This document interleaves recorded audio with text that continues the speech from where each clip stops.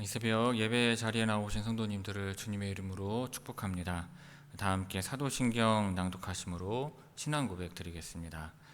전능하사 천지를 만드신 하나님 아버지를 내가 믿사오며 그 외아들 우리 주 예수 그리스도를 믿사오니 이는 성령으로 잉태하사 동정녀 마리아에게 나시고 본디오 빌라도에게 고난을 받으사 십자가에 못 박혀 죽으시고 장사한 지 사흘 만에 죽은 자 가운데서 다시 살아나시며 하늘에 오르사 전능하신 하나님 우편에 앉아 계시다가 저리로서 산 자와 죽은 자를 심판하러 오시리라. 성령을 믿사오며 거룩한 공예와 성도가 서로 교통하는 것과 죄를 사하여 주시는 것과 몸이 다시 사는 것과 영원히 사는 것을 믿사옵나이다. 아멘.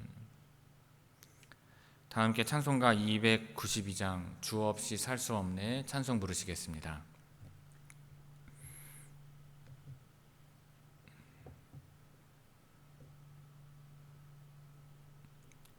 찬송가 292장입니다.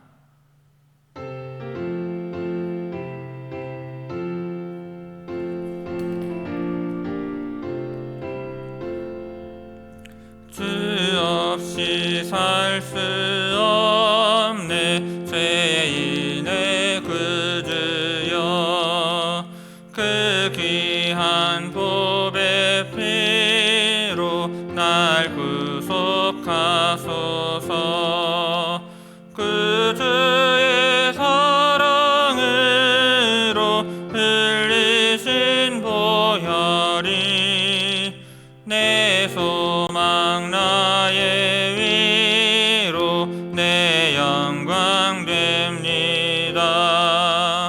주 없이 살 수 없네 나 혼자 못 서리 힘없고 부족하며 지혜도 없도다. 내 주는 나의 생명 또 나의 힘이라. 주님을 의지하여 지혜를 얻으리. 주 없이 살 수 없네 내 주는 아신다. 내 영의 깊은 간구 마음의 소원을 주밖에 너의 마음이 알아주리요. 내 마음 위로하사 평온케 하시네.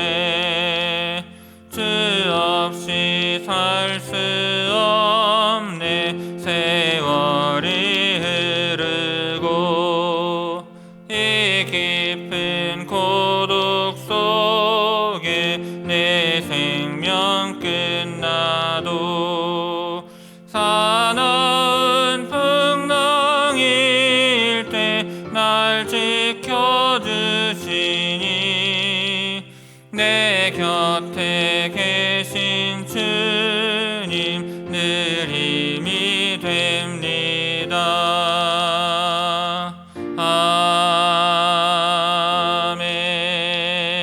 아멘.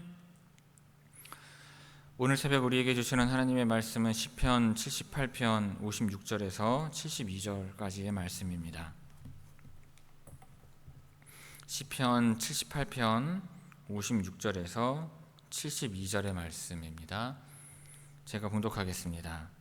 그러나 그들은 지존하신 하나님을 시험하고 반항하여 그의 명령을 지키지 아니하며 그들의 조상들같이 배반하고 거짓을 행하여 속이는 활같이 빗나가서 자기 산당들로 그의 노여움을 일으켜 그들의 조각한 우상들로 그를 진노하게 하였으매 하나님이 들으시고 분내어 이스라엘을 크게 미워하사 사람 가운데 세우신 장막 곧 실로의 성막을 떠나시고 그가 그의 능력을 포로에게 넘겨주시며 그의 영광을 대적의 손에 붙이시고 그가 그의 소유 때문에 분내사 그의 백성을 칼에 넘기셨으니 그들의 청년은 불에 살라지고 그들의 처녀들은 혼인 노래를 들을 수 없었으며 그들의 제사장들은 칼에 엎드러지고 그들의 과부들은 애곡도 하지 못하였도다.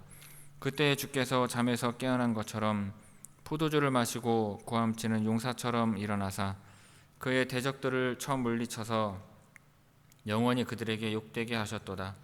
또 요셉의 장막을 버리시며 에브라임 지파를 택하지 아니하시고 오직 유다 지파와 그가 사랑하시는 시온산을 택하시며 그의 성소를 산의 높음같이 영원히 두신 땅같이 지으셨도다.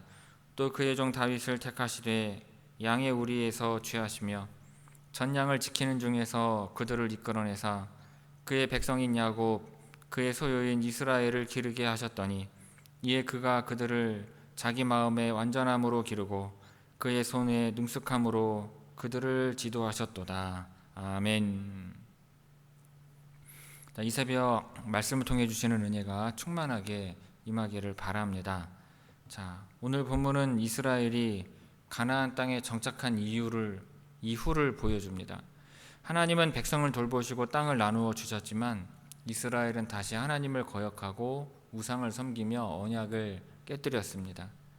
본문은 그 불순종의 결과로 하나님의 진노가 임했고 실로의 성막과 언약궤를 빼앗기며 고통을 당한 역사를 회상하고 있습니다. 56절에서 58절 말씀 봅니다. 제가 읽겠습니다. 그러나 그들은 지존하신 하나님을 시험하고 반항하여 그의 명령을 지키지 아니하며 그들의 조상들같이 배반하고 거짓을 행하여 속이는 활같이 빗나가서 자기 산당들로 그의 노여움을 일으키며 그들의 조각한 우상들로 그를 진노하게 하였음에. 자, 이 본문은 이스라엘 백성이 약속의 땅에 들어간 이후에도 여전히 하나님을 거역하고 더욱 심각한 죄로 나아갔음을 보여줍니다. 자, 이스라엘은 지존하신 하나님을 시험하고 반항하였다고 나옵니다. 지존하신 하나님이란 모든 것 위에 계시며 비교할 수 없는 권위와 거룩함을 지닌 분이라는 뜻입니다. 그런데도 백성들은 그 하나님을 마치 시험해도 되는 분처럼 대하고 뜻을 따르기보다 자꾸 반대로 행동했습니다. 하나님의 명령은 그들을 위한 삶의 기준을 제시한 것이지만 지키려 하지 않았습니다. 믿음보다 자기의 생각과 원하는 대로 살아가려고 했던 것입니다. 57절은 이러한 모습이 갑자기 시작된 일이 아니라 그들의 조상들같이 반복된 죄였다고 말합니다. 하나님과 언약을 맺었지만 마음으로는 떠나 있었고 행동은 거짓되고 믿을 수 없었습니다. 속이는 활같이 빗나갔다는 말은 겉보기에는 똑바로 서 있는 활인데 실제로는 목표를 맞추지 못하고 엉뚱한 방향으로 나아가는 것을 뜻합니다. 말로는 믿는다고 했지만 실제 삶은 하나님과 점점 멀어졌던 것입니다. 58절에서는 그들의 구체적인 죄를 언급합니다. 자기 산당들로 그의 노여움을 일으키고 조각한 우상들로 그를 진노하게 했다고 말합니다. 자, 산당은 원래 하나님을 예배하는 곳이었지만 점차 우상을 섬기기 위한 장소로 바뀌었습니다. 자, 조각한 우상은 사람의 손으로 만든 신상들이며 그 앞에 절하고 제사를 드리는 행위는 하나님의 마음을 아프게 했습니다. 결국 하나님을 믿는다고 하면서도 자기 방식대로 자기 편한 대로 믿으려 한 태도가 하나님의 진노를 일으킨 것입니다. 자, 59절에서 62절 말씀 봅니다. 하나님이 들으시고 분내어 이스라엘을 크게 미워하사 사람 가운데 세우신 장막 곧 실로의 성막을 떠나시고 그가 그의 능력을 포로에게 넘겨주시며 그의 영광을 대적의 손에 붙이시고 그가 그의 소유 때문에 분내사 그의 백성을 칼에 넘기셨으니. 자, 이 본문은 하나님의 오래 참으심에도 불구하고 이스라엘이 끝내 불순종을 멈추지 않았을 때 하나님께서 어떻게 반응하셨는지를 보여줍니다. 먼저 59절은 하나님이 들으시고 분내셨다고 시작합니다. 자, 여기서 들으셨다는 것은 단순히 소리를 들었다는 뜻이 아니라 백성들의 행위를 다 알고 계셨고 그 마음까지 살피셨다는 뜻입니다. 자, 그 결과 하나님은 크게 미워하셨다고 되어 있는데 이것은 감정적인 미움이라기보다 거룩하신 하나님이 죄와 타협하지 않으신다는 뜻입니다. 죄에 대해 반드시 응답하시는 공의의 하나님을 보여주시는 것입니다. 60절에서 사람 가운데 세우신 장막 그 실로의 성막을 떠나셨다는 말은 이스라엘이 누려왔던 하나님의 임재와 보호가 더 이상 그들 가운데 머물지 않게 되었음을 의미합니다. 실로는 여호수아 이후에 한동안 성막이 머물렀던 예배의 중심 장소였으며 하나님의 언약궤도 그곳에 있었습니다. 그러나 백성들이 계속 죄를 범하자 하나님은 그 거룩한 곳을 떠나셨고 이것은 이스라엘에게 상징적으로나 실제적으로나 큰 비극이었습니다. 61절은 하나님께서 그의 능력을 포로에게 넘기셨다고 말합니다. 여기서 능력은 언약궤를 가리키는 것이고 이것은 하나님의 임재와 영광을 상징하는 가장 거룩한 성물입니다. 이 언약궤가 대적의 손에 들어갔다는 것은 하나님께서 의도적으로 이스라엘을 치시고 대적에게 넘기셨다는 강한 표현입니다. 실제로 사무엘상 4장에 보면 블레셋과의 전투에서 언약궤가 빼앗기고 실로는 무너지는 큰 재난이 벌어졌습니다. 62절은 그 모든 일이 단순한 패배가 아니라 하나님께서 그의 소유 때문에 분내셨다고 설명합니다. 그의 소유는 이스라엘 백성을 뜻하며 하나님께서 택하신 백성이기에 더 큰 기대가 있었던 것입니다. 그러나 그들이 계속 불순종하고 우상을 섬기자 하나님은 그들을 칼에 넘기셨습니다. 즉 전쟁의 재앙을 그대로 허락하신 것입니다. 하나님의 심판은 백성을 포기한 것이 아니라 그들이 다시 하나님께 돌아오도록 하시는 엄중한 경고였습니다. 63절에서 66절 말씀 보겠습니다. 그들의 청년은 불에 살라지고 그들의 처녀들은 혼인 노래를 들을 수 없었으며 그들의 제사장들은 칼에 엎드러지고 그들의 과부들은 애곡도 하지 못하였도다. 그때 주께서 잠에서 깨어난 것처럼 포도주를 마시고 고함치는 용사처럼 일어나사 그의 대적들을 쳐 물리쳐서 영원히 그들에게 욕되게 하셨도다. 자, 이 단락은 이스라엘 백성이 하나님의 진노로 큰 재난을 겪은 후 하나님께서 다시 일어나셔서 회복을 시작하시는 장면을 보여주고 있습니다. 63절에서 청년은 불에 살라지고 처녀들은 혼인 노래를 들을 수 없었다는 말은 전쟁의 피해가 얼마나 크고 비극적이었는지를 보여줍니다. 청년들이 전쟁터에서 목숨을 잃고 젊은 여자들은 기쁨과 희망이 끊어진 채 혼인조차 할 수 없었던 절망의 상황이었습니다.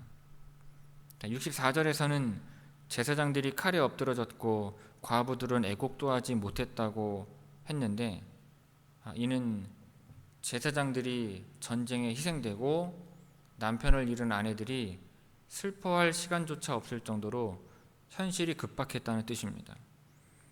장례를 치를 여유도 애도의 시간도 없이 모든 것이 무너졌다는 것입니다. 하지만 65절에서는 분위기가 바뀝니다.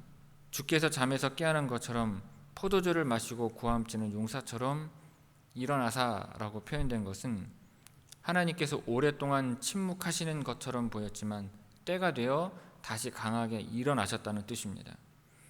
이것은 하나님이 무기력하셔서 가만히 계셨던 것이 아니라 오래 참고 기다리셨다가 이제 구원하시기 위해 강하게 일어나셨다는 상징적인 표현입니다.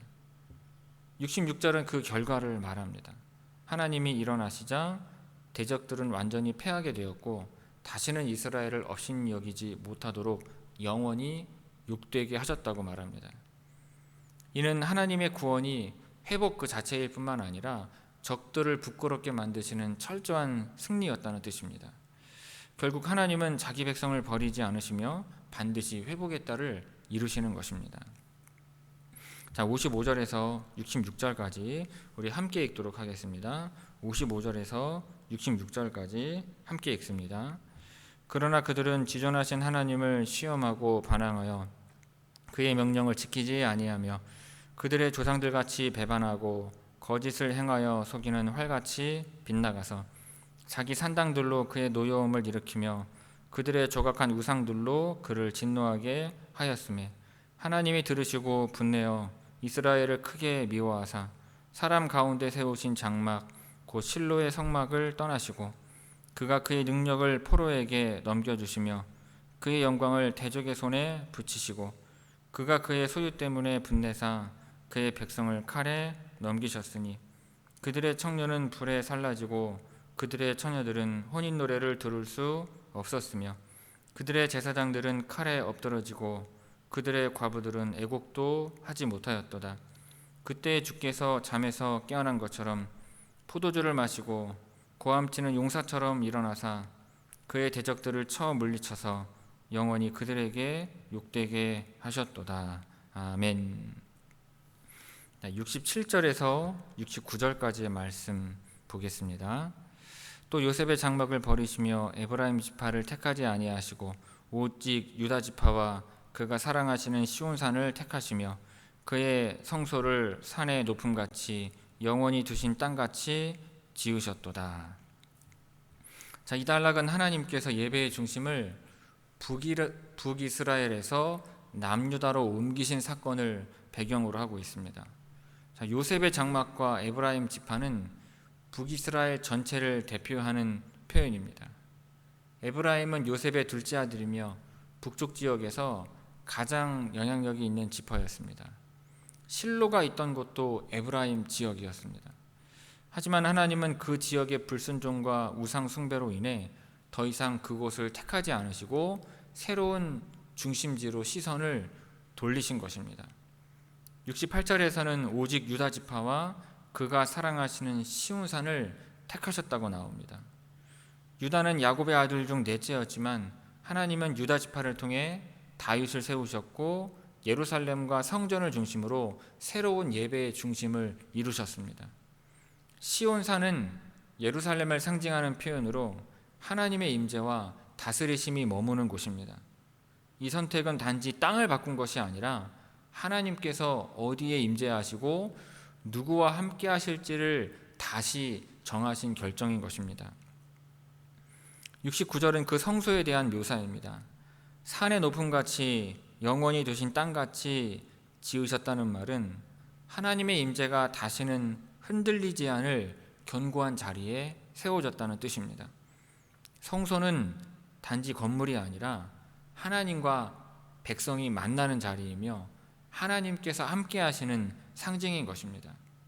이 말씀은 결국 하나님의 구원 계획이 이제 예루살렘 중심으로 이루어진다는 선언인 것입니다. 자, 70절에서 72절 말씀 보겠습니다. 또 그의 종 다윗을 택하시되 양의 우리에서 취하시며 전 양을 지키는 중에서 그들을 이끌어내사 그의 백성인 야곱 그의 소유인 이스라엘을 기르게 하셨더니 이에 그가 그들을 자기 마음의 완전함으로 기르시고 그의 손의 능숙함으로 그들을 지도하셨도다. 자, 이 단락은 시편 78편의 마지막 부분으로 하나님의 인도하심이 다윗이라는 사람을 통해 어떻게 이어졌는지를 보여주며 마무리하고 있습니다. 하나님은 그의 종 다윗을 택하셨다고 말합니다. 다윗은 이스라엘 역사에서 가장 중요한 왕 중 하나이며 메시아를 예언하는 계보 속에서도 결정적인 인물입니다. 그런데 그 시작은 매우 평범했습니다. 그는 양의 우리에서 있었고 전 양을 지키는 중이었습니다. 다시 말해 다윗은 한 지방의 목동이었고 사람들의 눈에 크게 주목받는 인물이 아니었습니다.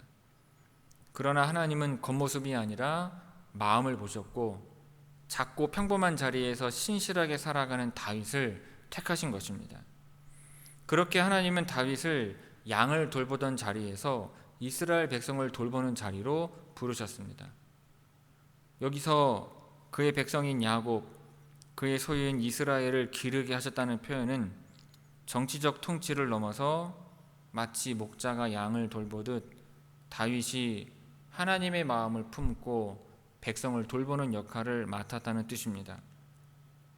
마지막 72절은 다윗의 통치를 두 가지로 요약합니다. 그는 자기 마음의 완전함으로 기르고 손의 능숙함으로 지도하였다고 나옵니다. 마음의 완전함은 진실하고 하나님을 경외하는 중심을 말하며, 손의 능숙함은 실제적인 지혜와 지도력을 뜻합니다. 즉 다윗은 중심과 실력이 모두 겸비된 왕으로 하나님께서 직접 세우시고 사용하신 목자였습니다. 이 모든 말씀이 의미하는 바는 분명합니다.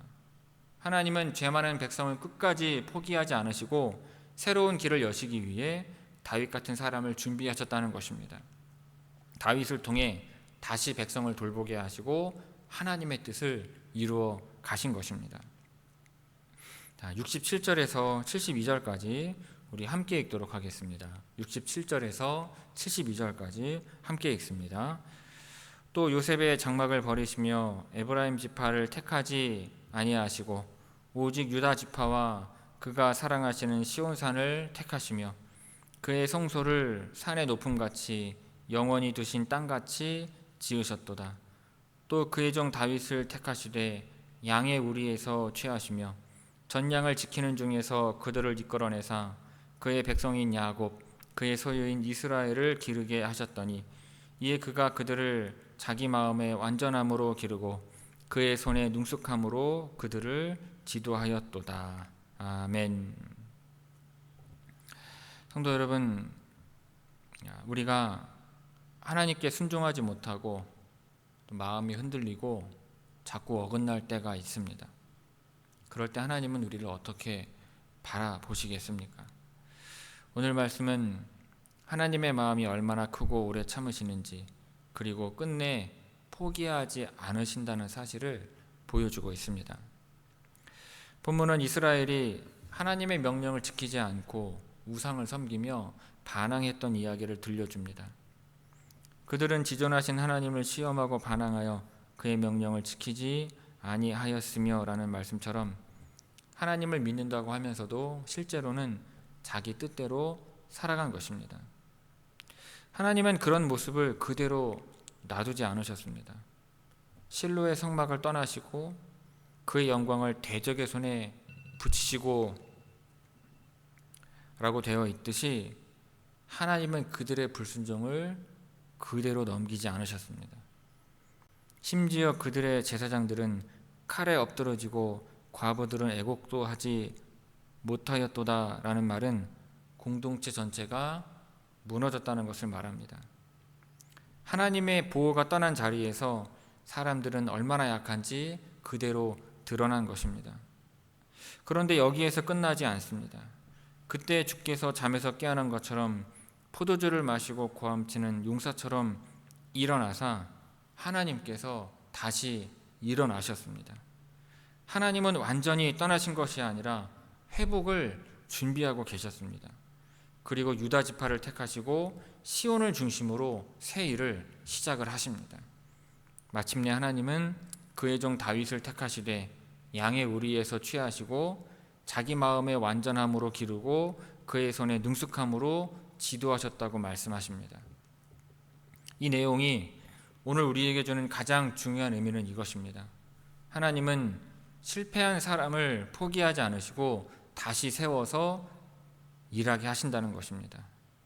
우리가 연약하고 넘어져도 마음이 정직하고 주님 앞에 다시 서기를 원한다면 하나님은 새로운 시작을 열어주시는 것입니다.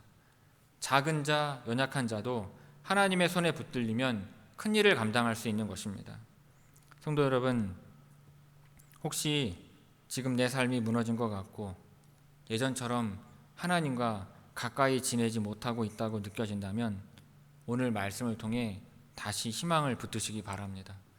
하나님은 지금도 나를 포기하지 않으시고 다시 일으켜 사용하기를 기다리고 계십니다. 하나님께서 우리의 중심을 새롭게 하시고 다윗처럼 진실한 마음으로 쓰임받는 삶을 살게 하시기를 주님의 이름으로 축원을 드립니다. 기도하겠습니다.